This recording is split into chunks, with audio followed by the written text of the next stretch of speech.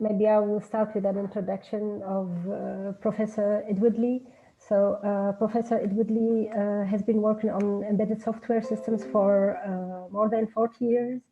And after the tours through Yale, MIT, and the labs, he landed in Berkeley, where he did graduate from. And he's a professor since then there. So Professor Ed Woodley has been famous for his work in system-level design, notably Ptolemy tool, and also his contribution in Ptolemy tools, which is an open software used for years now. He did author leading textbooks on embedded systems and digital communication. And he has recently been writing books on philosophical and social implications of technology. So thank you, Professor Lee, for joining the seminar series, and we have the pleasure to hear you. So, please. Thank you, Chadlia. I should maybe briefly mention that Professor Chadlia Gerard spent a year visiting my group, and it was really a wonderful time working with her. It was a real pleasure to work with her. So I'd like to talk today about deterministic actors, and I want to give you a little bit of background. The focus of the work in my group is on cyber-physical systems, which probably don't need any introduction in this group, but the key focus of these systems is that they integrate computation with a physical plant, and they're typically networked computational platforms. So they're interacting through networks, but they're also interacting through the physical plant. So they have actuators. The actuators stimulate some response in the physical world, which then modifies the sensor data. And there can also be spontaneous stimulus from the physical environment. So reactive systems, as they're often called, is a subset of this. So somebody, I think, needs to be muted. There's some background sound here. So I'd like to start with just a very simple challenge problem. And this is a challenge problem that I actually came up in a conversation at a conference that I went to recently in New York, end of last year.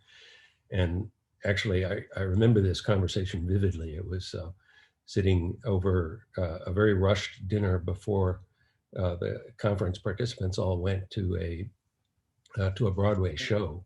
And I really miss these in-person interactions because I don't think that, I think in the course of that conversation, I got a tremendous amount of insight about the problem that I was working on.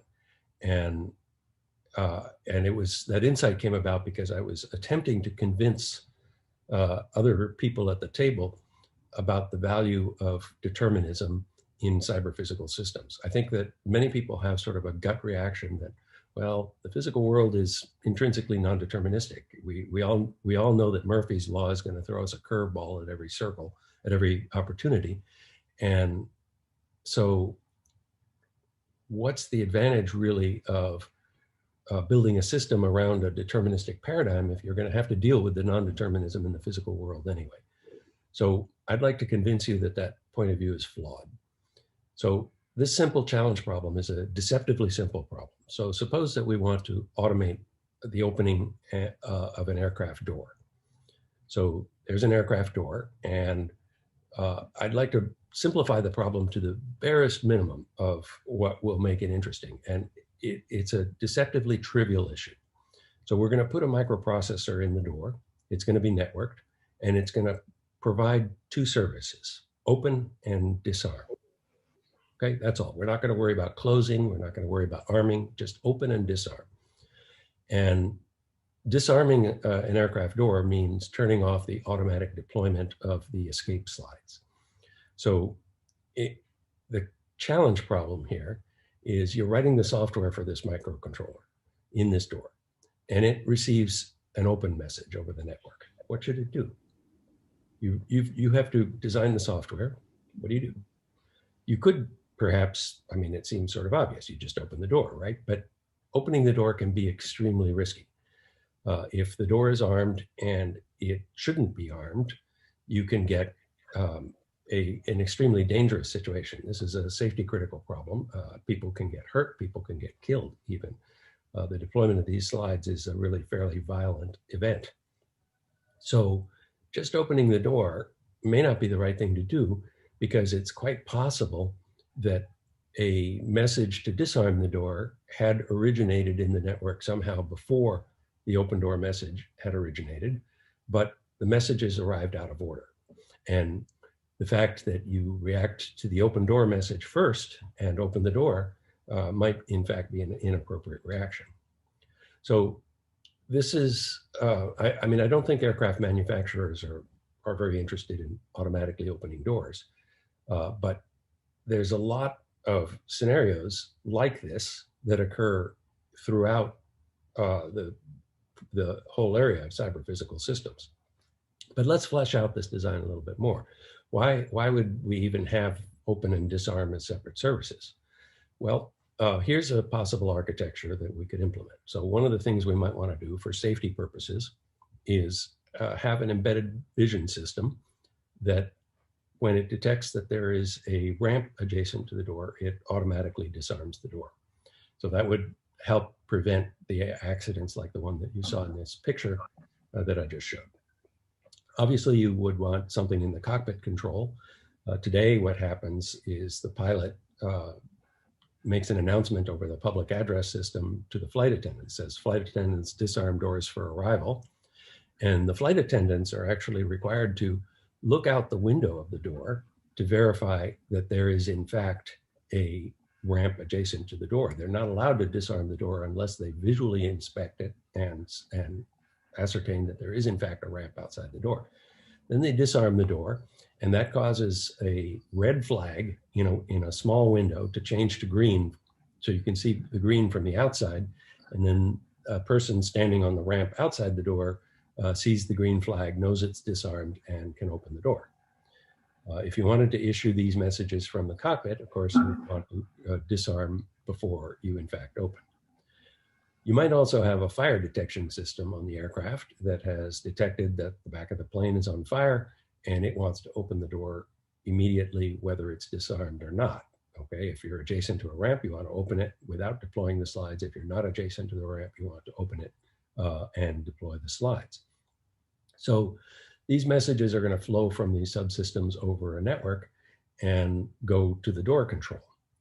And that network could use any of several rather popular fabrics today. So it could use, for example, a publish and subscribe bus. This is very popular in the robotics community.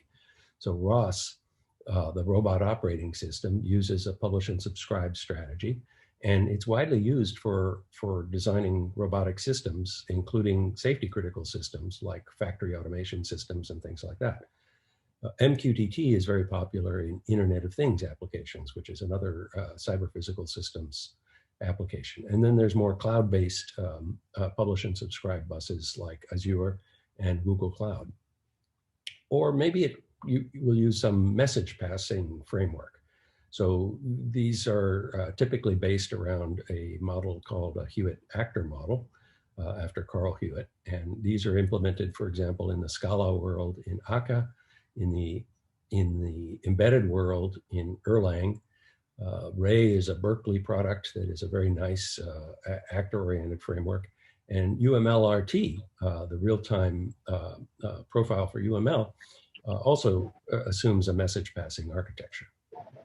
You could also perhaps you're a devotee of service-oriented architectures, such as Google's gRPC, which is a remote procedure call procedures framework, or Apache Thrift. Shared memory architectures don't seem to be so popular these days, but there's a few of them around. But I'd like to point out that none of these, not a single one of them, provides any assurance about the order of delivery of messages relative to the order in which they were launched into the network. And consequently, they provide no assurance, even if both the disarm and the open message originate from the same source, the cockpit control. These frameworks do not provide assurance that they will arrive at the door control in the same order that they were sent. And of course, if they originate in different sources, in different places on the network, there's no semantics at all to the ordering in which they will arrive. So the question remains, what should you do? You're responsible for writing the microprocessor software. You've got to do something. So what do you do? Well, let's look at the options, right? So you could just open the door and maybe, start testing and see, well, okay, it seems to work. Under what conditions are you going to test it? How much are you going to test it? Maybe you're going to try to formally verify it. Formally verifying it's going to be rather difficult because you're going to have to integrate a model of your network fabric into your formal verification framework. How are you going to constrain the design of the other components and the network? You could go to the extreme that aircraft manufacturers do, which is in fact to use a very specialized network where timing on the network is very tightly controlled, and everything gets orchestrated and everything is running in lockstep, and network manufacturers are not even allowed to use interrupts in their software. So the open door message cannot come in through a TCP/IP stack sort of interface. It has to be polled by the system, because polling is pretty much the only IO option in these kinds of networks. And you're going to end up with a very, very specialized design that's not going to use anything commercial off the shelf. Now, okay, that's probably not too attractive an option. So maybe you've got a good training in computer science, and so you're going to treat this as a distributed computing problem. And when you receive an open message, you're going to check to see if the door is armed. And if it is armed, you recognize that there's a safety critical risk here. So you set out to develop a distributed consensus. You broadcast a message saying, door is armed, I've gotten a request to open it. Is it really okay to open? And you wait for responses. But how many responses should you wait for? How long should you wait? What if a component has failed and never responded? Remember that the fire detection system is one of the subsystems that may be issuing the open door message, and the fire detection system itself may have gone offline after issuing the message. So if you're going to pursue this, you're going to have to go read all of Leslie Lamport's papers, plus a lot of other Nancy Lynch's work on distributed systems. And unfortunately, you're going to find that those papers have an awful lot of impossibility results, that there are many circumstances in which developing this distributed consensus is actually impossible. So that's turned an extremely trivial problem into a thesis topic for a researcher. So that's not very attractive either. So a very ad hoc solution that you could apply is just wait a while and then open. And the presumption there is that if a disarm message has been emitted on the network, it will show up at some point. So, but the question there is, how long should you wait? And if you have to defend your design for some sort of certification process, how do you justify your decision about how long you decided to wait? So this is, in fact, the solution that I'm going to advocate is that this is the right thing to do, is to wait a while and then open. But you need to have a framework, a formal framework, a semantic framework within which to justify your decision about how long to wait. So let me zero in on just one of these various popular techniques that I talked about. There's publish and subscribe, there's actors, there's service-oriented architectures, and shared memory. And I'd like to just zero in on one and explain to you why exactly it cannot solve this problem. So actors are originally due to Carl Hewitt, although a lot of the formalization was done by Gul Aga. And so I prefer to call them Hewitt-Aga actors, but most people just call them Hewitt actors. And these are software components that have private data, and they have a message queue that can receive messages from the network. And they have message handlers. So when they receive a message, the messages are handled in, first out order. So whatever order they arrive in from the network, the message carries a payload that indicates which handler should handle the message. And so it just gets passed off to the handler, which is a procedure, which then possibly modifies the private data and possibly sends out further messages. So here's a simple example of this door controller implemented with two actors. And this is written in a syntax that is it's an abstracted syntax that's very similar to what you would do in Akka or Ray. So the source actor here has a handler called main, which is the main entry point in the program. And that creates a new actor called door. And then the second line of that main handler looks like a remote procedure call. I don't know why they do this, right? They make it look like a remote procedure call. It's not a remote procedure call. It's a send and forget message passing. So x.disarm door sends a disarm message, and then execution continues to x.open door. Okay. Now, the actor door has two handlers, an open door handler and a disarm door handler. Now, if we make a couple of simple assumptions about the network, assume first that messages are delivered reliably in the same order that they're sent. And that's not actually a bad assumption. That's what TCP does. So if you're using TCP for your network, you can make that assumption. And in that case, it is actually safe in this very simple program to just go ahead and open the door when the handler open door is invoked. But let's modify this design slightly, and let's put an intermediary actor. Perhaps this is the embedded vision system. And this embedded vision system is going to decide, it's going to do a sanity check on any disarm message. So if any disarm message is sent, that has to pass through this disarm actor, and that uses the embedded vision system to verify that in fact there is a ramp adjacent to the door before handing off the disarm message. So now when the messages have to pass through this disarm door, then there's no reasonable assumptions about the network that are sufficient for it to be safe for the open door handler to open the door.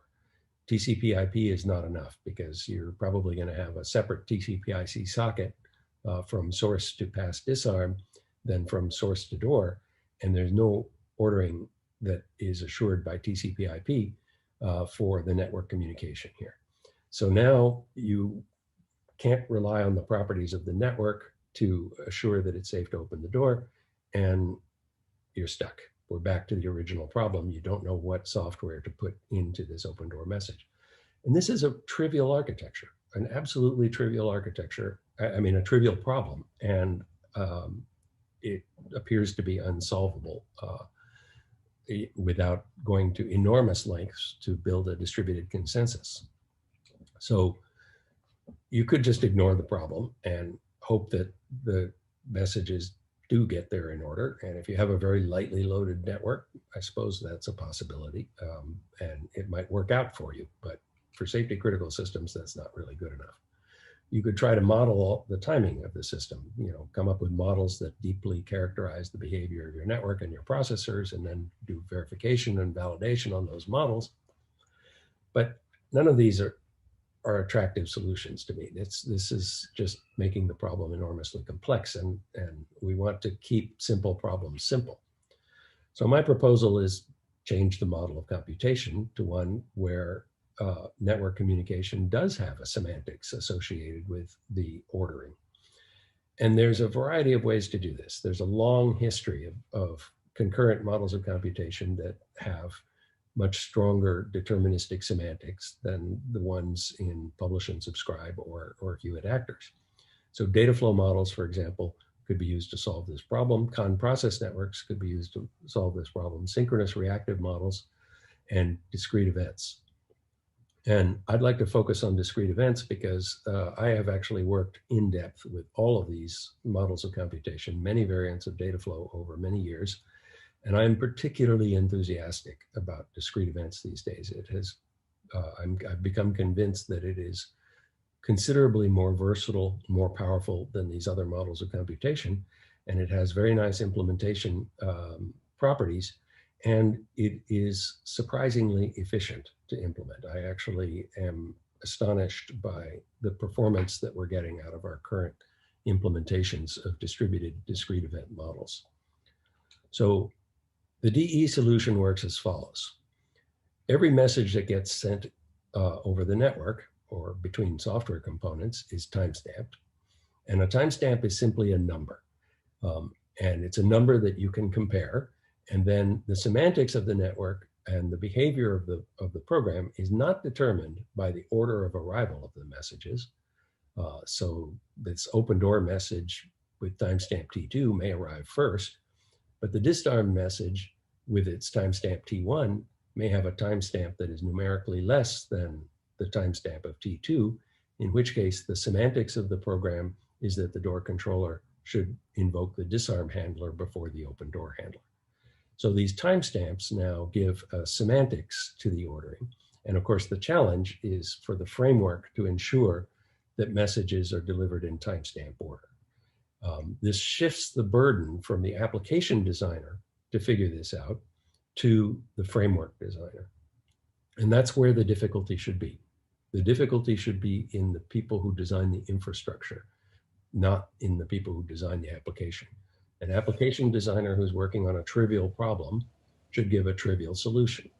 And the trivial solution in this case will be just handle messages in timestamp order. They're gonna get delivered to you in timestamp order, so you can just handle them. And consequently, you can just open the door when you receive this disarm message with timestamp T1. So this use of timestamps is very old. It's been around since at least the 1960s. It's been heavily used primarily in simulation. It's the core backbone of virtually every hardware description language that's out there these days, Verilog, VHDL, System C, et cetera. It's been used for building network simulation and for modeling networks for a long time. And it's been used generically for large-scale simulation of all kinds. So it's not a new model of computation, but its historical use is primarily focused on simulation. And we're not proposing to use it for simulation here. This is not a simulation framework. This is actually a deployment in distributed cyber-physical systems. And to me, that's the interesting thing. And when I started working on this idea of deploying these kinds of models, I was concerned because there's a long history of attempting to get distributed implementations of discrete event simulators to perform well. And there's a lot of work that's been done, and performance tends to not be that great. But there's some recent developments, relatively recent developments, that have changed that story altogether. So one of the most notable of these was published by Google first in 2011 in a PLDI paper, where they described Google Spanner, which is a globally distributed database system. And this Spanner, in fact, uses timestamps in exactly the way that I just described. So the way that it works is that if you suppose that you have, well, first of all, this distributed database is a replicated database. So you have data centers. This map shows a snapshot of Google data centers around the US. And each data center has a complete copy of the database. It's got all the records in it. And the system is designed to be robust to even an entire data center going down. So no data will be lost, and the database will continue to be responsive. So suppose you're implementing an airline reservation system using this database, and a query comes into Seattle to reserve a particular airline seat. So what the data center in Seattle does is it timestamps that query with a timestamp T, okay? Suppose that around the same time, another query comes into Dallas asking, is this airline seat available? That query also gets timestamped with timestamp R. And now the correct response of the database depends on the numerical order of these two timestamps. If R is less than T, then Dallas should respond that the airline seat is available. If R is greater than T, the database should respond that the airline seat is not available. If R equals T, the database designer needs to decide what the semantics should be. It's either available or not, but the designer decides that, and it's a deterministic response once you've got these timestamps. Now the question is how to implement that, right? Because the timestamp T is in Seattle, the timestamp R is in Dallas. You can't compare two numbers that are separated by about 1,800 miles. That's going to be an extremely challenging thing to do. Now, you could, of course, implement that in a brute force way. Both data centers could broadcast their query, and you could develop a distributed consensus that tells everyone how they should respond. But that's going to be extremely expensive because there's an awful lot of queries coming into these data centers. So that's not what Google Spanner does. So what does Google Spanner do? Well, let me give you a description using an actor-like framework here, okay? So you've got platform A in Seattle, and it's running two components, a web server and the database, okay? The web server is just listening on the network for queries, and a query comes in to update a record in the database to reserve this airline seat. And the web server component just passes a timestamped message now to the database with timestamp T. Similarly, in platform B in Dallas, you're running another web server component, and it receives a query. It timestamps it with timestamp R and forwards it to Dallas's copy of the database, okay? Dallas's copy here has two inputs, and it'll have message handlers for these. It'll have an update message handler to update a record in the database, and it has a query input to respond with a value in the database. Now, you could just wait for this message T to arrive, okay? But that's probably not going to be a good idea, because that means that whenever a query comes into Dallas to ask if an airline seat is available, you have to wait for Seattle to send you something. And maybe Seattle doesn't have anything to say. There haven't been any queries recently about this airline seat. And so probably you don't want to just wait for a message from Seattle. And that's in fact not what Google Spanner does. So what could Google Spanner do? Well, this is not what Google Spanner does, but if you look at the literature in distributed discrete event simulation, there's a lot of work that's been done on how to solve this problem. So one very nice body of work was originally due to Chandy and Misra, who published it in 1979. And here you make the assumption that along each communication channel, events arrive reliably in timestamp order. That's only along each channel, not globally, right? There's no global ordering assumed here, because that's very difficult to implement in a network. And then their design has you wait at platform B's database component for a message at each input port before it responds to either one. But in order to mitigate the problem that you don't want to wait if there's no traffic, you have to send a bunch of messages continually. So Seattle has to keep sending messages to everybody, to Dallas, that are timestamped, saying, I have nothing to say. I don't want to make an update to the database.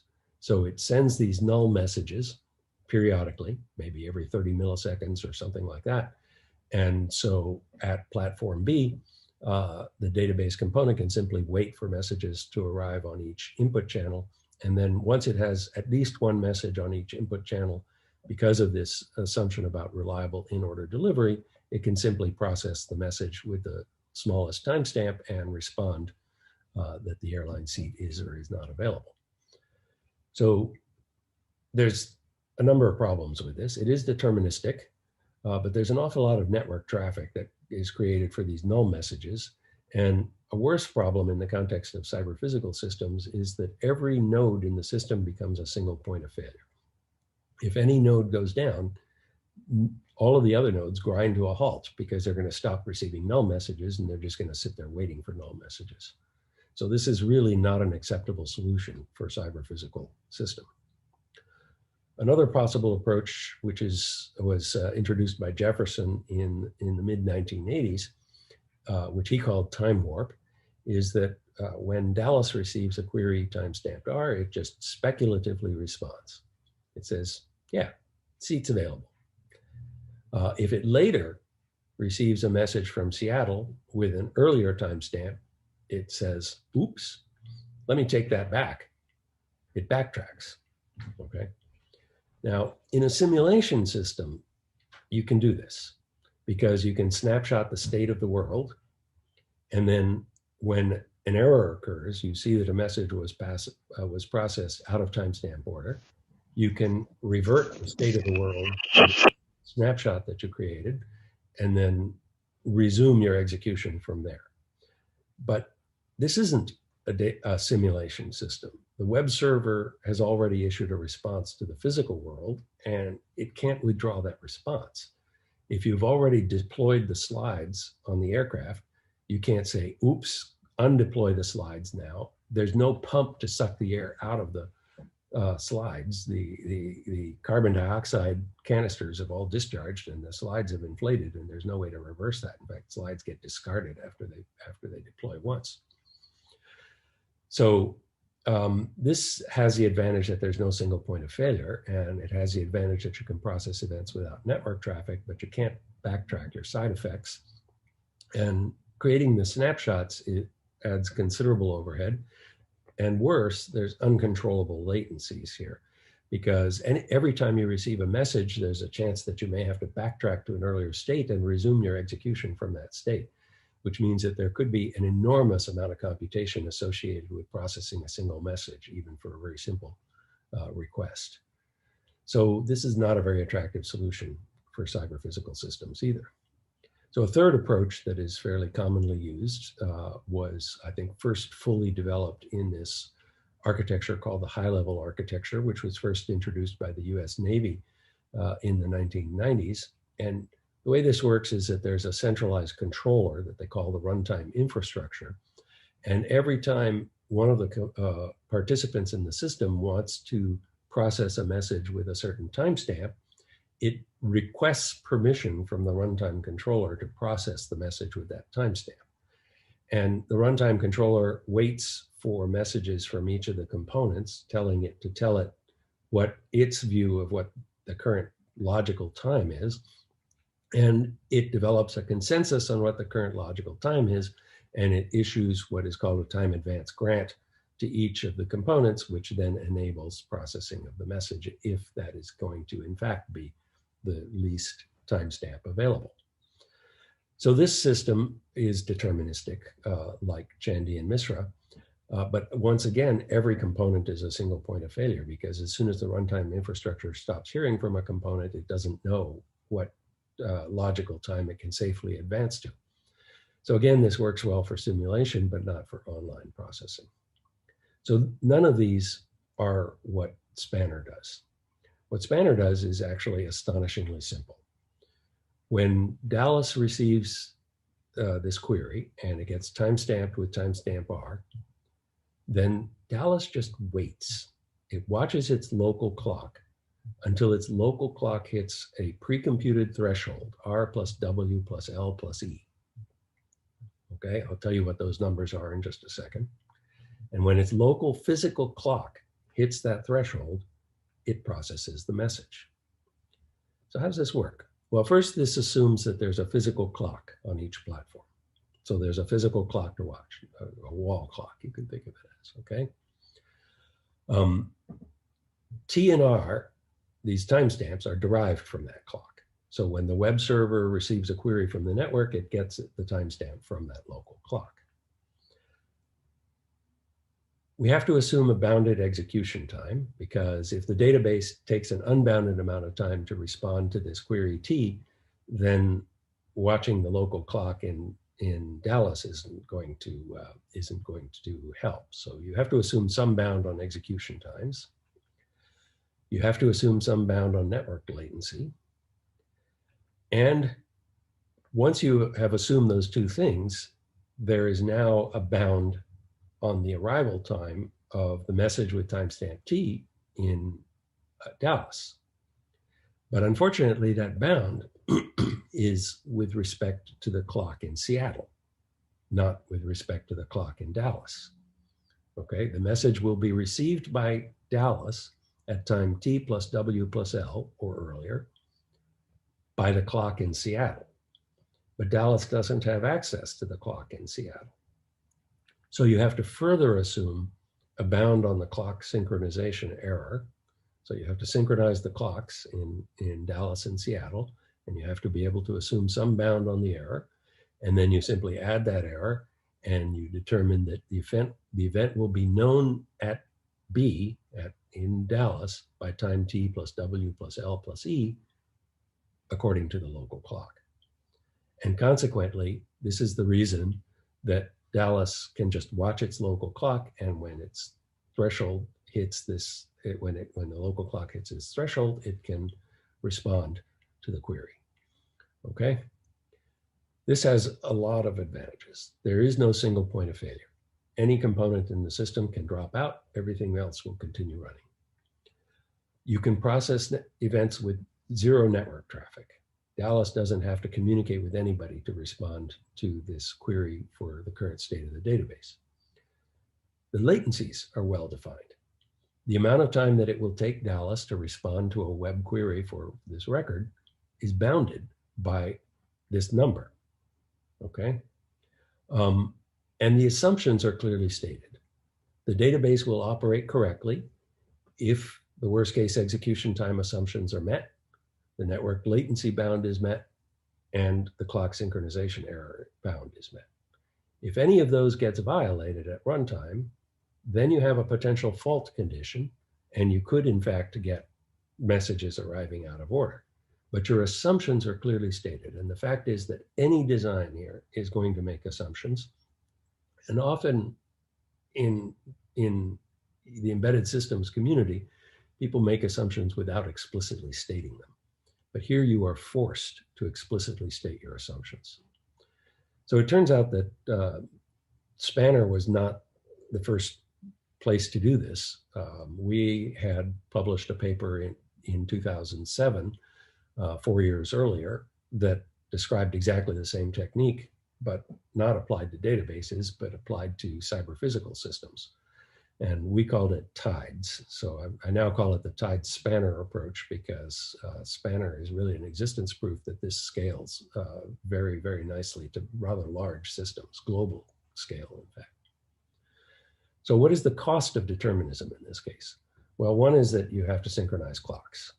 I could give another whole talk about synchronizing clocks. This picture shows two unsynchronized clocks on the Berkeley campus, but I'm not going to do that here. I'm just going to ask you to take my word for it that synchronizing clocks is becoming a ubiquitous part of our infrastructure, and that the precision is going to get dramatically better over the next few years, that we're going to have synchronized clocks that agree to the current time of day to microsecond scales on a global scale before too long. So take my word for it, this is coming, and we can accelerate that by simply showing what the value is. There's enormous value once you have synchronized clocks. Bounding network latency, well, that's a little more problematic, but the fact is that real-time systems always have to do that. We always have to assume a bound on network latency. If network latencies are unbounded, you can't make any assumptions at all about arrival of messages.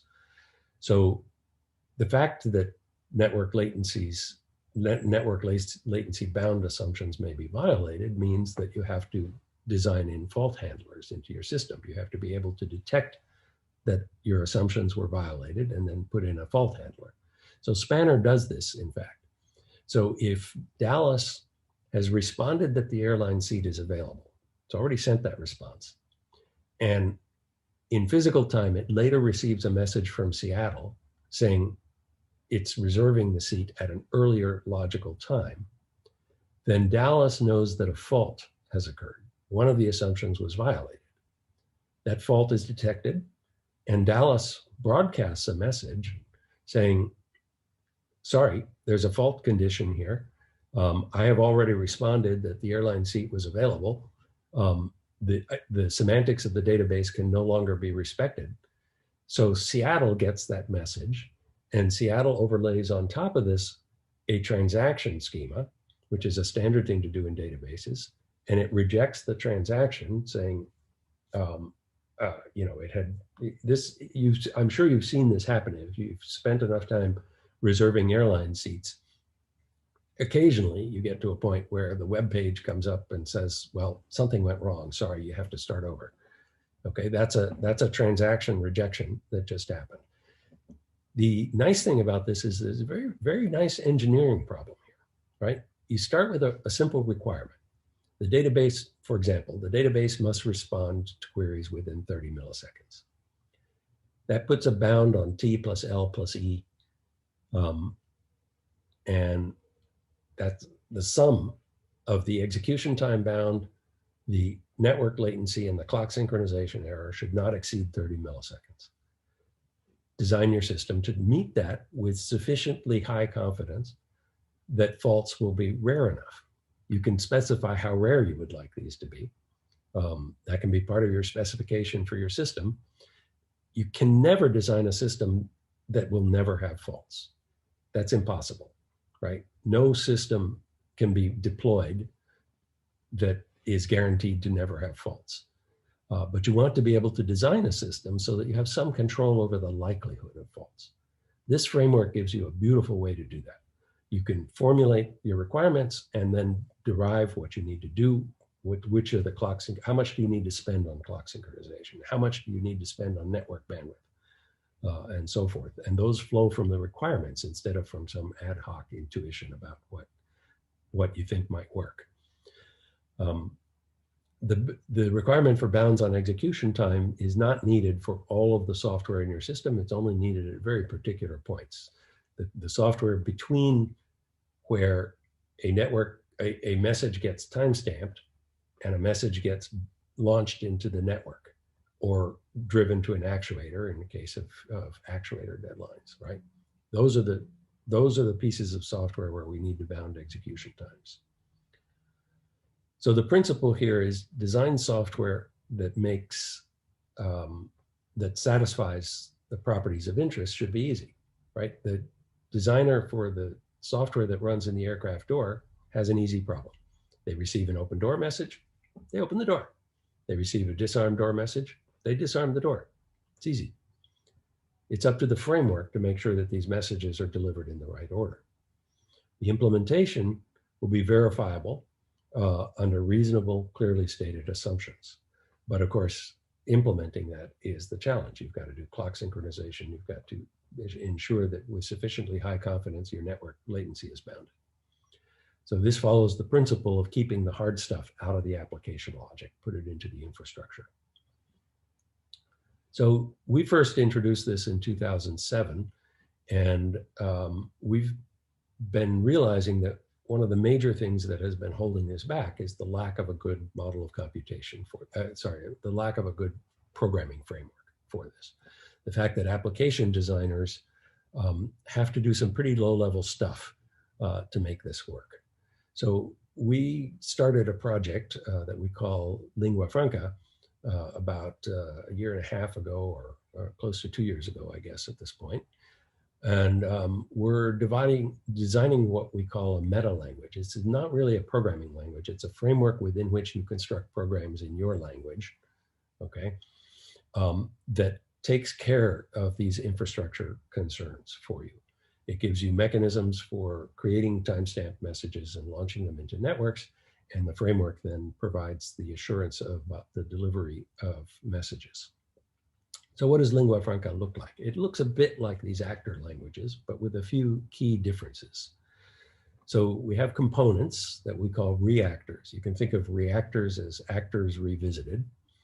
And these have, instead of explicitly specifying message handlers, we use this notion of ports, which is borrowed from the data flow world, okay? And this has a number of nice advantages. One is that actors don't directly know about each other's existence. They don't need to. They don't know about peers, okay? They instead interact through their ports. And now the system is hierarchical, so there's an actor C here that contains two other actors, A and B. C does know about A and B. And in fact, it can create A and B, and it can modify the connections between A and B, but A and B don't know about each other. So this kind of information hiding gives some very nice properties, and it also gives a locus where C has enough information to be able to provide assurances about message delivery within its domain. So here's what a simple program would look like in the actor framework, in the reactor framework of lingua franca. You define a reactor using the reactor keyword, and you define its input and output ports. And then you, in a container reactor, which in this case is a top-level container, you create instances of these and then you connect their ports. Okay, so relatively straightforward data flow-like construction. So here's an application sketch, and I'll show you some lingua franca, sketch out some lingua franca code for each of these components for you so you get a sense of how this is done. But this is an elaboration of the aircraft door example. So this actuator A may be the open door actuator, right? And actuator B may be the disarm door.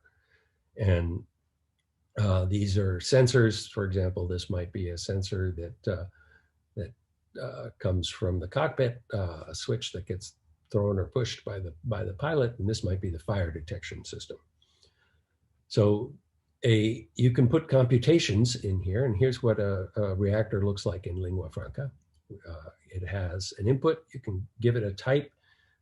Lingua franca is a polyglot language, and so we actually support already 2 languages that are gradually typed, Python and TypeScript. And in those cases, types are optional. You don't need to specify them. They get it's the gradual typing system. But in C and C++, you have to specify types for the inputs and outputs.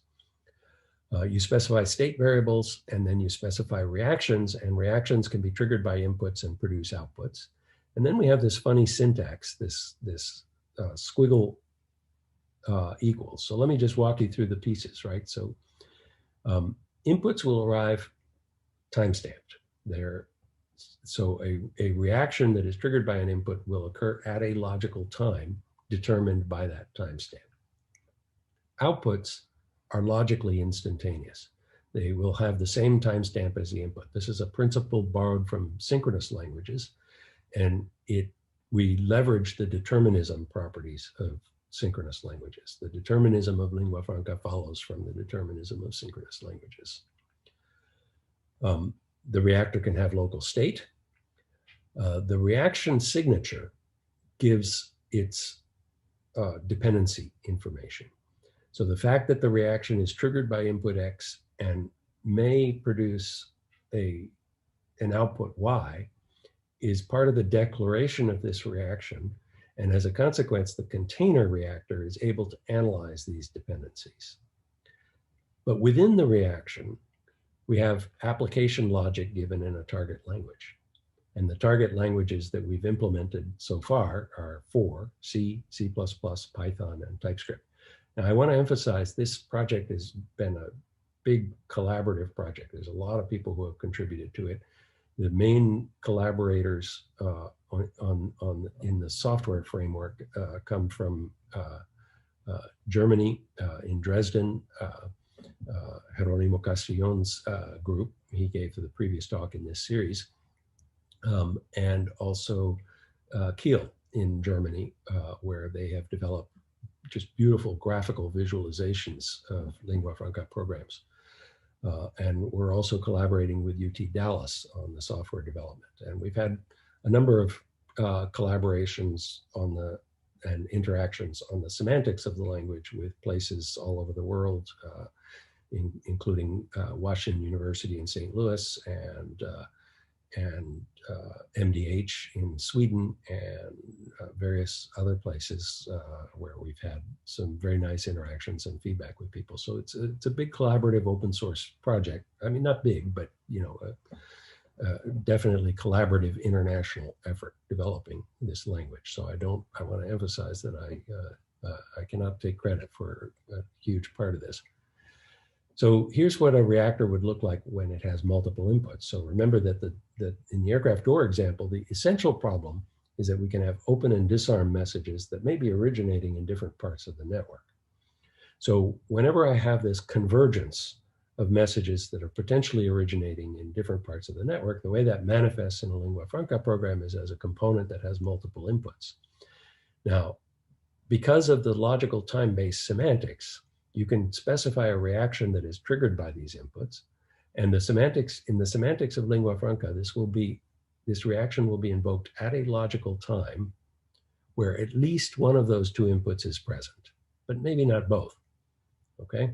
So at that logical time, one or the other is present. So you can check for the presence of these inputs and react accordingly. So here's a very simple component that is written using the C target. So this is ordinary C code. And the way you write, the way you check in the C code whether an input is present is you reference this variable that's dependent on the name of the input in one is present. If you fail to declare the ports on which you rely and the ports on which you trigger, the resulting code that gets generated from this will fail to compile. So there is a rudimentary error check. In C, it's very hard to provide really ironclad guarantees that the semantics is respected because the body of these reactions are ordinary C code. And in ordinary C code, you can do anything. So it's easy to bypass the semantics of lingua franca in C. But in more disciplined languages, in the C++ framework, which was developed in Dresden,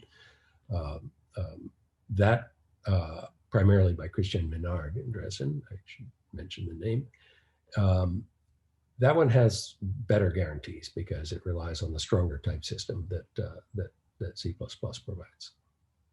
So whether two triggers are present simultaneously depends only on their timestamps, not on when they are received or where in the network they're sent from.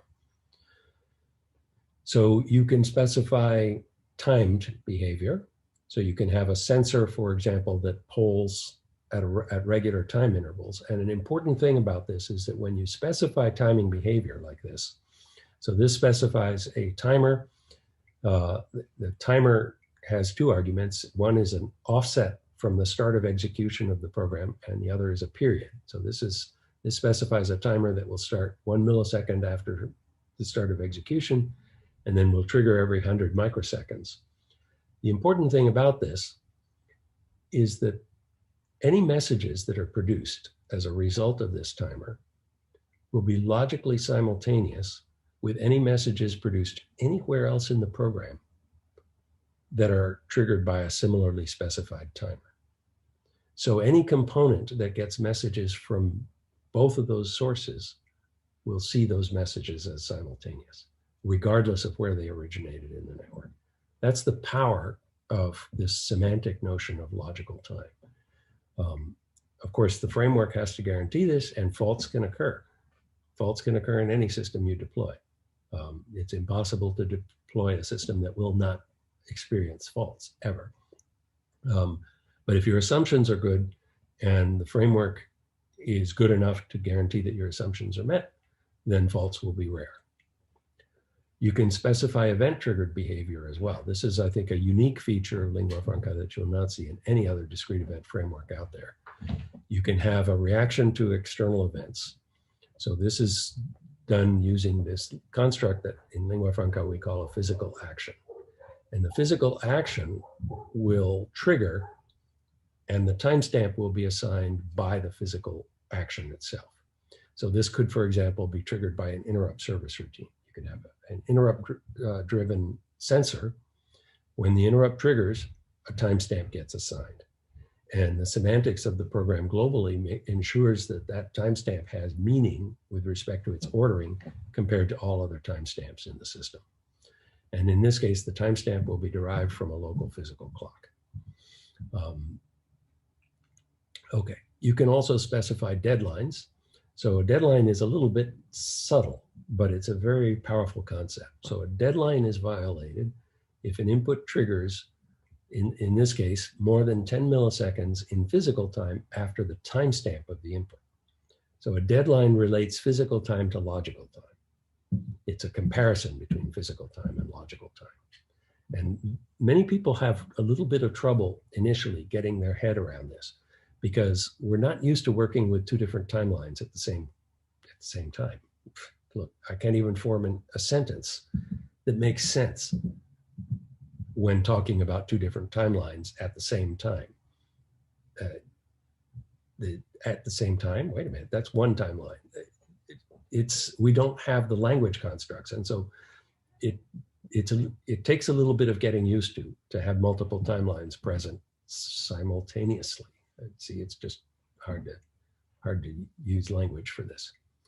So we're still at pretty early stages, but the project's evolving pretty fast. We have a pretty well-developed Eclipse and XDEX-based integrated development environment. You don't have to use that. You can use a command line compiler and sort of an old-fashioned Unix style thing. We currently have support for 4 target languages and hope to be building more. The code is very portable. It runs on Mac, Linux, and Windows, although I think we recently broke the Windows port of the IDE, but we will fix that. But these things happen during development. We do earliest deadline first scheduling on multi-core. We do have some glitches where performance is not always what we hope, but we also have some examples where we get spectacular speedups on multi-core when there's enough parallelism in the application. And we have pretty extensive wiki documentation. So if you go to the GitHub repo and read the wiki, that's the main place where we're documenting the language. It'll give you some pretty nice tutorial introduction to the language. Now, here's the one thing that I'd like to emphasize. When I started this project, I was worried about performance. And in fact, I saw one of the goals of the research project was to see whether we could implement a distributed discrete event framework that would perform extremely well. I wasn't sure we could. The performance that we're getting blew my mind. And, again, it's not across the board. In some cases, when we have distributed applications and parallel applications, we're finding performance bottlenecks, and we're trying to identify these and fix them.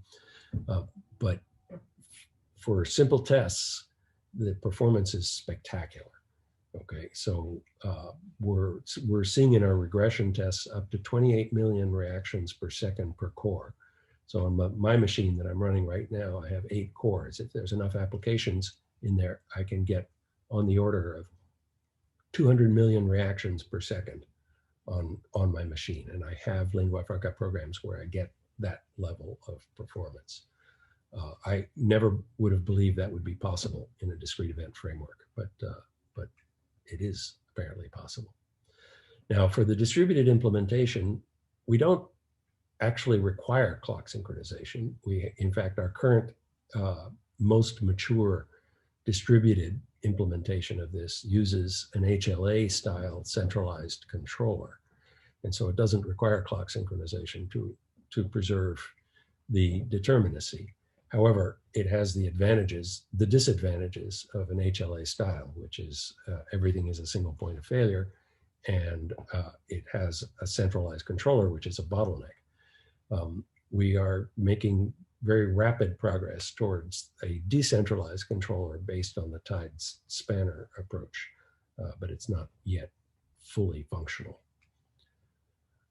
So in summary, there's a whole bunch of questions that are very nicely addressed by this framework, or at least posed. So I actually feel like in some ways this is a wonderful academic project because I can see already at least a dozen PhD thesis topics that are side effects of this work. But this one that I addressed in the simple challenge problem was how do you get repeatable and testable behavior even when communication is across networks? That's the essential question with this aircraft door example, particularly when you have merging events like we have in the aircraft door example. But there's a lot of other questions. How do you specify, ensure, and enforce deadlines? What combinations of periodic and sporadic behaviors are possible?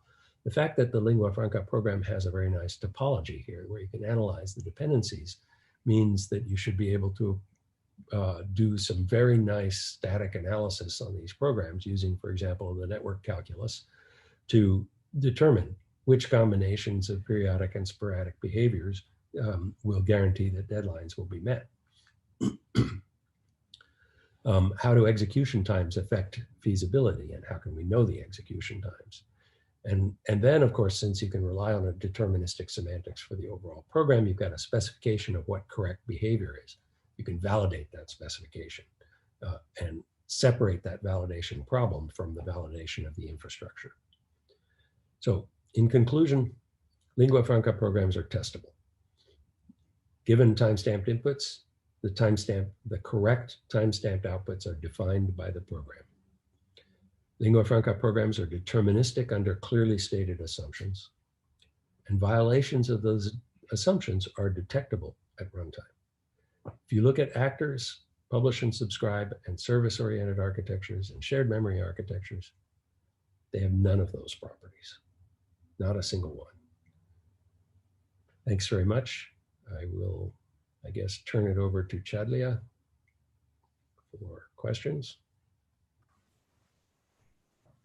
Thank you very much, Professor Lee. Such a pleasure to attend lectures, talks by you. So maybe we'll, just for the attendees, if you have any questions, so please, you can raise a hand or maybe write your question on the chat, or unmute yourself and ask directly the question. So you are welcome. There seems to be Sanjoy has his hand raised. Yeah. So Edward, that was very interesting, and of course, enjoyed it very much. What is lingua franca offering you? Is it a specification language, or is it a verification framework? I guess what I'm asking is, when you said things like, you know, you get to decide what forms of sporadic and periodic, I guess, streams are possible and things like those. I mean, my understanding is, from what I see, is that you just specify that there's a periodic, there's a sporadic stream, but the framework is not doing any further analysis on it, is it? There is, so let me, that's an excellent question. There's a lot of issues, right? Because in some ways, lingua franca can be used in a number of different ways. There is a certain amount of static analysis that is done by the basic code generator. So the way lingua franca works is that you build your program, you fill in your target language specification for reactions, which can include a tremendous amount of legacy code. You can link with C libraries, C++ libraries, etc. In TypeScript, you can use all the JavaScript infrastructure around Node, which is a really huge amount of infrastructure there that is available for building applications. And then what the lingua franca compiler does is it generates a standalone program in the target language. Okay, and that program is designed to realize the semantics of lingua franca and handle the timestamping and the scheduling according to timestamps. But there's another use of this, right? Well, that compiler, that code generator, does a certain amount of static analysis. So for example, it checks for causality loops, which are a sort of basic problem with synchronous languages, where because outputs are simultaneous with inputs, when you have cycles, if you don't introduce some logical time delay, you end up with a causality loop. And lingua franca imposes a constructiveness constraint, which is common in synchronous languages these days, to ensure that every correct program is executable in a constructive way and will obey the semantics. So that is done by the code generator, but that's not really a application level verification. One of my newest students, Xiaokai Lin, who came to us from Colombia and has just started this year, is working on integrating lingua franca with formal verification frameworks that are out there. And he's done some experiments with integrating it with UPAL and also with Euclid 5, which is Sanjit Seshia's SMT-based verification framework. And his results are looking pretty promising, that we can use these frameworks to do formal verification at the application level. So where you can, for example, specify constraints on the state trajectory of this, how state evolves in each of the components, and be able to verify it using these model checking and SMT-based verification frameworks. That work is still very early stage. I think there's huge opportunities there, though. Looks like Enrico has his hand up. Yes, I do. Hi, everybody. Good to Hi, see Enrico. everybody. I'm Enrico Bini from University of Turin, right now in Turin. So Edward, thanks again for your talks, which are always very enlightening. I have a couple of questions, just what I wrote down here. So the first, solution of the the door of the airplane. I like the idea of, I mean, in short, basically you're saying the solution is let's wait a bit, and then the question is how long to wait. I'm worried about, I mean, I'm worried, you know, my question is for what application is this approach feasible? Because the point is, if the approach turns out that you have to wait for 1 second, I'm throwing random numbers, and the dynamic of the plant is something that evolves in the order of milliseconds, of course, it's not feasible to wait. The example of reserving the seat is good in the sense that probably the plant in that case, the physical environment probably in that case is the human who is there, you know, with the mouse, and maybe my dynamic is not too fast, and so I can afford. But so I'm wondering a bit if, I mean, putting it in a sort of, I don't want to say provocative, but you know, is it just an academic exercise, or is it something that for real? I mean, are these bound? I mean, how big are these bound to your, you know, experience? So what system are tractable using this? For example, is autonomous driving by cloud, by the intelligence maybe offloaded on the cloud doable? So the car is doing nothing, I offload everything to the cloud and await the cloud to drive the car. Is it something that is doable with the times of the dynamics of the car and the times of computation and network? Yes, that, for example, that's my first question. Yeah, that's a great question. And one of the things that I really like about this framework is it doesn't give you solutions that are impossible to achieve, but it actually helps you decide what is achievable. And so if you want to implement control of a autonomous vehicle in the cloud, this framework tells you what you need to do to make that work, right? You can specify what your latency requirements are. You want a response to a braking signal to occur within 5 milliseconds, for example. You give that specification. It tells you now you have to design a system that has E plus L plus T less than 5 milliseconds. It doesn't tell you whether that's possible or not, right? You now have to do the engineering to figure out whether you can do that. I'm frankly extremely skeptical. So I don't think cloud infrastructure will be able to do that today. I think, so the framework actually tells you, it helps you decide that your braking decisions are going to have to be handled locally on the car.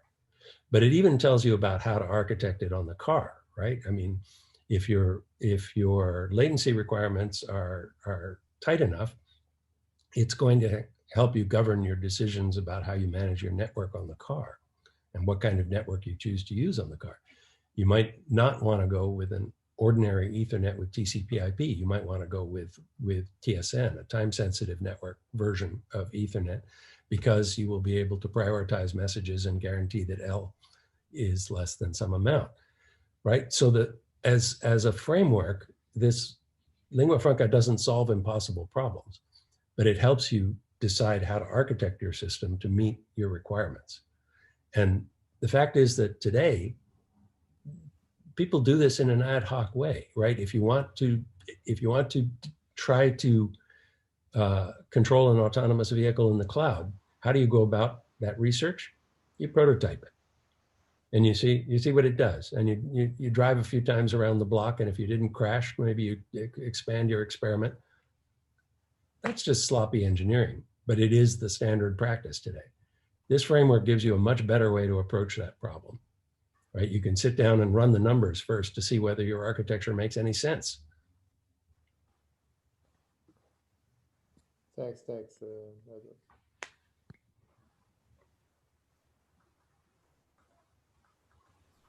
And I think there are 2 on the list, like raising hands, or 3. Yeah, 2. Yeah. Let's see, Amin and Moz. I think they need to be unmuted by somebody. Yeah, they can unmute themselves. Okay. Hi. Okay. Can you hear me? Yes. Yes, we do. Okay, perfect. Okay, so first of all, thank you very much for this very nice talk. Actually, I have a network background, and this is why I wanted to ask about network latency assumption, but yeah, it was partly handled by the previous question. So thanks, Enrico, for the question, and thanks for the answer. But I still have like one question regarding this. What about network errors? So I mean, when we go through a network, I mean, there's like a chance that messages get lost. Yeah, at some point, of course, we will have like to decide to choose which protocols to use. Think of like TCP/IP, like if we want to make sure that our messages are received correctly in the right order, etc. But with TCP, there might be some latencies, and then we won't be able to respect the latency assumption here. On the other hand, if we go for using UDP, for example, and make the network faster or quicker, we will be like running in best effort, and then we have like a chance to lose some of the messages exchanged, and then we won't be even able like to detect these losses. And my question is, how can we detect such faults and how to handle them? Yeah, it's an excellent question, and part of the issue is that how you handle such faults is very application dependent. So let me give a concrete example. Suppose that I have sensor data that's getting streamed over a network. So maybe it's being sampled, say, every 100 microseconds, so 10 kilohertz sample rate, and it's streaming over the network. For some applications, you might decide that that you actually have to have every sample, and you have to have it within a bounded time. In that case, this framework tells you what you need from your network. And it will probably, with those kinds of numbers, you're not going to use TCP/IP on ordinary Ethernet because it's going to be very hard to control the latencies in TCP/IP. TCP/IP has high latency variability primarily because of the possibility of packet drops. And packet drops are generally, in practice, avoided these days by over-provisioning the network, right? You just put in a network that has 100 times the bandwidth you really need, and then you don't get buffer overflows, and so you don't see the high variability in latency, and you get good latency, right? But over provisioning is a pretty brute force solution. If you need tight network latencies, I'm personally very enthusiastic about TSN, the time-sensitive networking effort that is a big effort within the 802.1 standardization body of IEEE these days. And it's introducing essentially a variant of the Ethernet family of standards that has a bunch of support for clock synchronization, for traffic shaping, for prioritization of messages on the network. And this kind of infrastructure could be used to deliver low latencies. But there's other applications for which you might say, well, actually, I don't really need every sample every 100 microseconds. It's really okay if you get occasional drops as long as they don't happen all that much. So in that case, you could use a UDP transmission, right, where occasionally these will be dropped. And because of the way this framework works, as long as the entire message gets dropped, nothing gets blocked, right? What will happen at the receiving end is it'll see a timestamped message, and then the next timestamp message, instead of being 100 microseconds incremented in timestamp, is 200. So the receiving end knows that a message was dropped, right? Because it was expecting it every 100 microseconds. So it decides what to do. Should I use that value or not? If you use TCP/IP in that context, it may see a message out of order right? So it may receive a message that has a timestamp that is now earlier than something it's already processed. At that point, again, the application can decide what to do. If it's okay to drop the message, it can just drop the message and ignore the fault. If it's not okay, it has to react by switching into a fault handling mode, which may be, again, very application dependent. It may switch into a safer mode of control, like stopping the autonomous car at the nearest opportunity because it can no longer guarantee the semantics, or it may just proceed if in fact by design it can tolerate occasional losses. So this framework gives you a very nice way to be able to see what's going on and decide how to handle faults. It doesn't prevent faults. Nothing prevents faults. No matter how you design your system, faults will occur. But here, what it means to be a fault is very clearly defined. And consequently, you can detect when fault conditions have arisen. Okay, thanks. Thank you very much. Just one maybe a follow-up. So it's possible to detect out of order messages if we have like a periodic messages that are sent. But what if we don't have this? I mean, using UDP, we won't be able to detect this.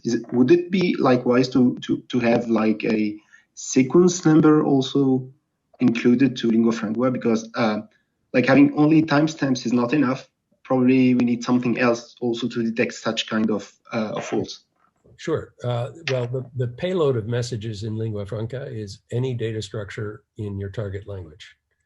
So if you want sequence numbers, put them in, no problem. Easy, right? If you're writing in C, use a struct that has an int and you know the payload, and put the sequence number in, and now you can detect drop messages even if they're sporadic. Okay. Yeah. Thank you very much. Mm-hmm. There's a number of raised hands. Amin, I think, was next. Okay. No, that was Amin. Mos. Okay, it's me. Thank you for the talk, and I'm glad to see you again. Regarding a cyber physical system like the Bosch printing press, the Bosch Rexroth, if we deploy it with lingua franca, would we have better performance, or what do you think? You're talking about the printing press, or yes? Yeah. So actually, I'm not.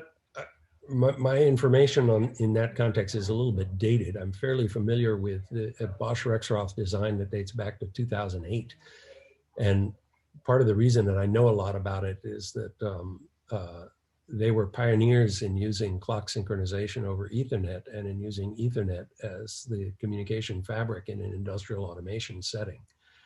And they were using it at a much lower level than what we're proposing. So in a way, you can think of it as what lingua franca does is elevate what they were doing to an application level programming framework where the framework provides a lot of what they were doing by hand.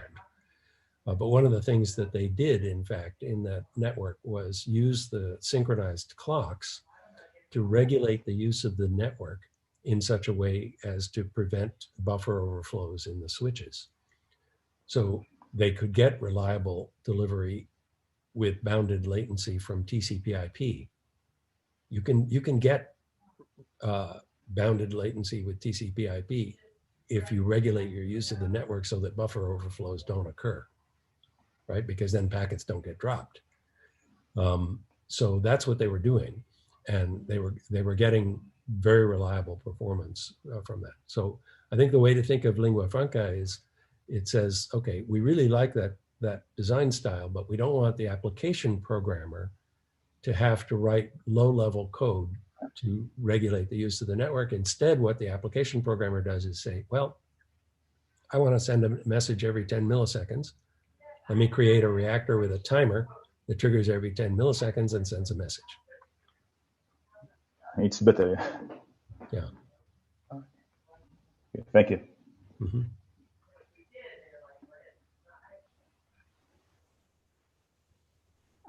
There's another raised hand. Yeah, Felix.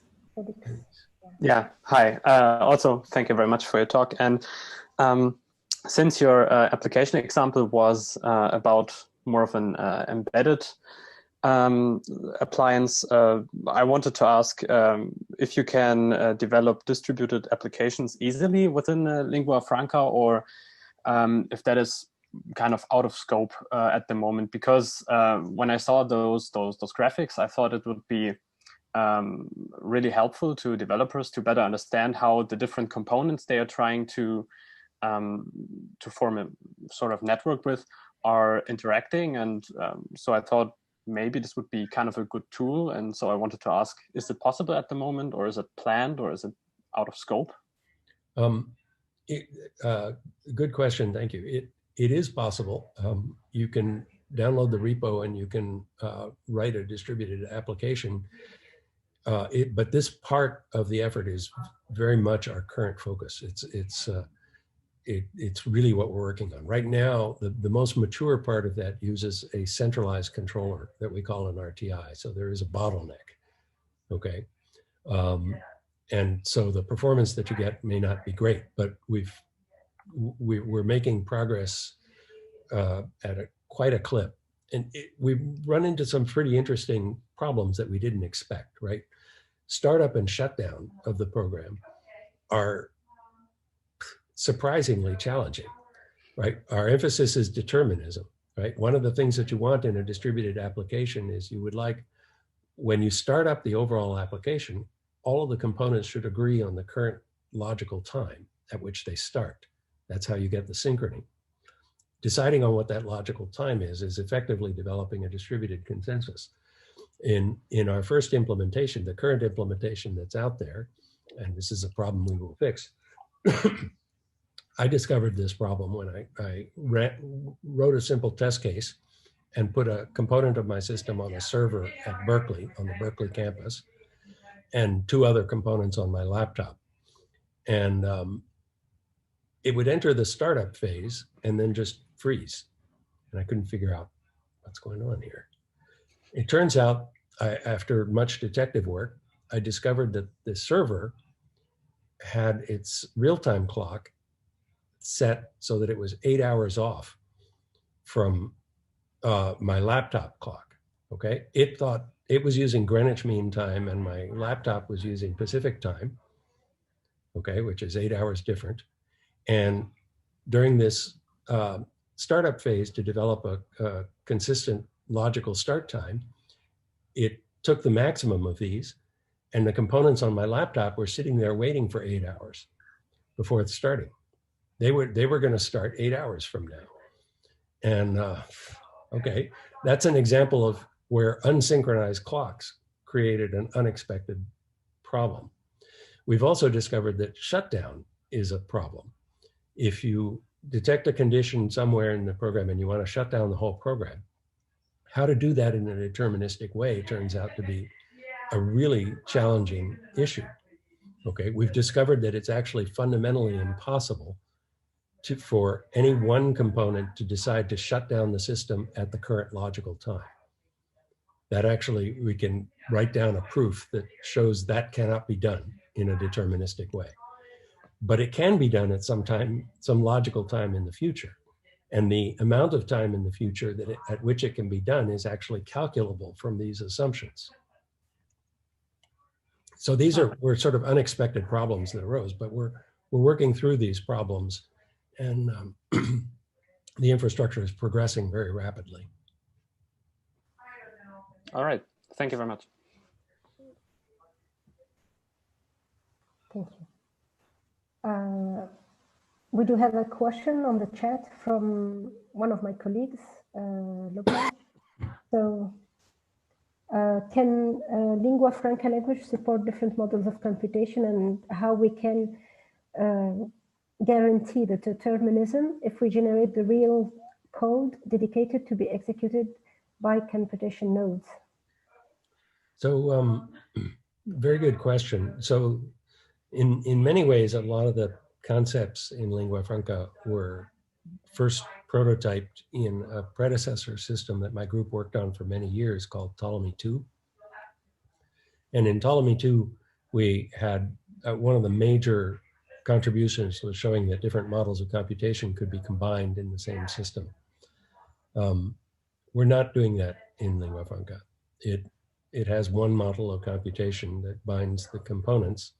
Now, the components themselves are black boxes written in a target language.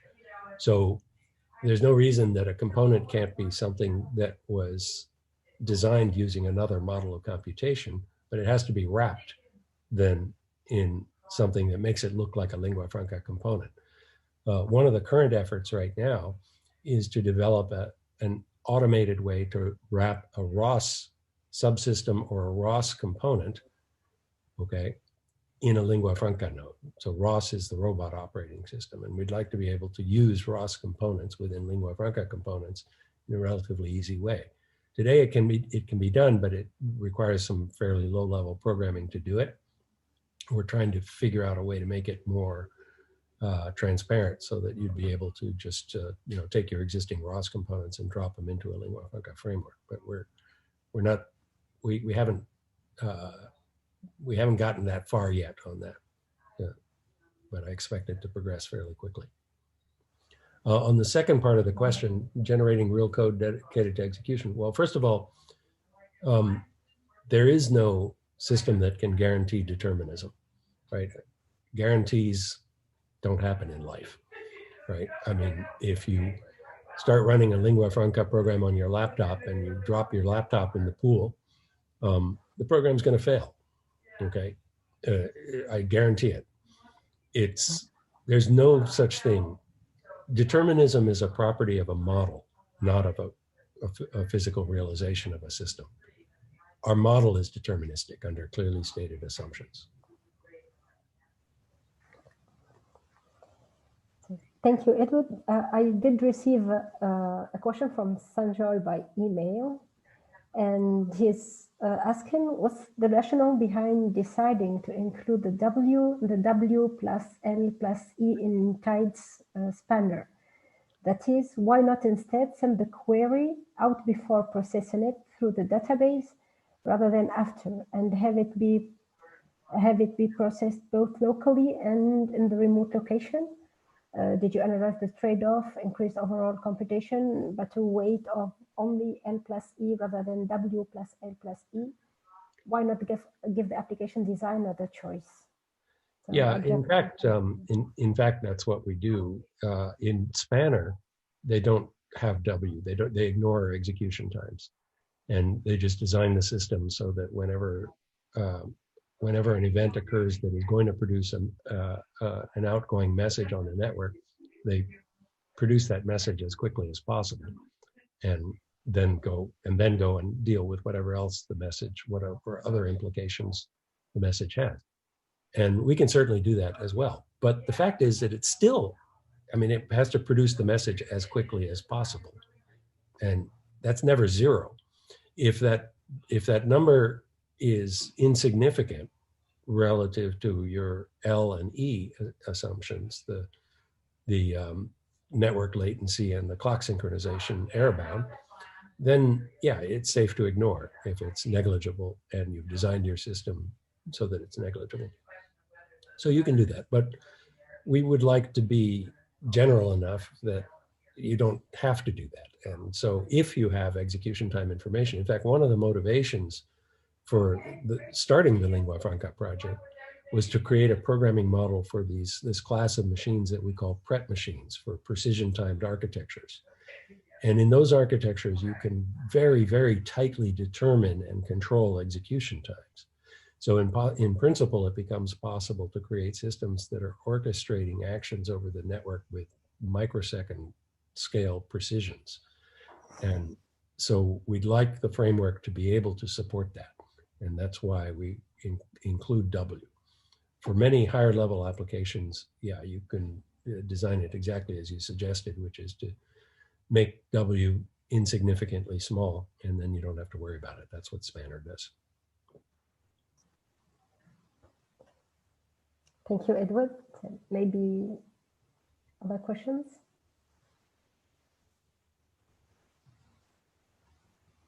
Looks like Amin has another question. Yes, Amin, please.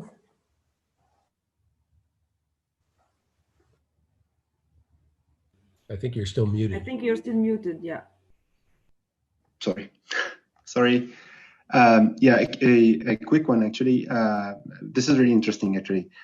So, at least theoretically, would it be possible to do things the other way around? So start with implementing an application, distributed application, like then run it, test it locally in a local setup where we can master everything, and then try to derive assumptions, like extract network and clock assumptions that needs to be used. Yes, I think that, I mean, that sounds like a very interesting idea. And I would encourage any researchers who are listening, you could pursue that. There's a lot of interesting things that could be done. Yeah. Mm-hmm. Well, I'd like to close briefly. I mentioned that a lot of this work was prototyped in the Ptolemy 2 project. I'd like to mention that Chadlia, Professor Gerard, was heavily involved in that prototyping in Ptolemy 2 and was working with this previous framework that we call accessors, and had made some very interesting contributions where you could have, you could separate islands of synchrony. So you could have separate logical clocks. And it's been on my to-do list to see whether that idea could be folded into lingua franca. So we need to do some follow-up work on that, Chadlia. Yeah, I have to. Yeah. Right. All right. So, well, thank you very much. Thank you very much, Edward. Thank you for your time, for the very interesting talk, and hopefully next workshop will be in Tunis, and we will be happy to welcome you here. Yeah. So, thank you for the invitation and the opportunity. Yeah. Thank you all. Thank you for your time. All right. Thank you very much. Bye, everybody. Bye-bye. Bye-bye, everyone.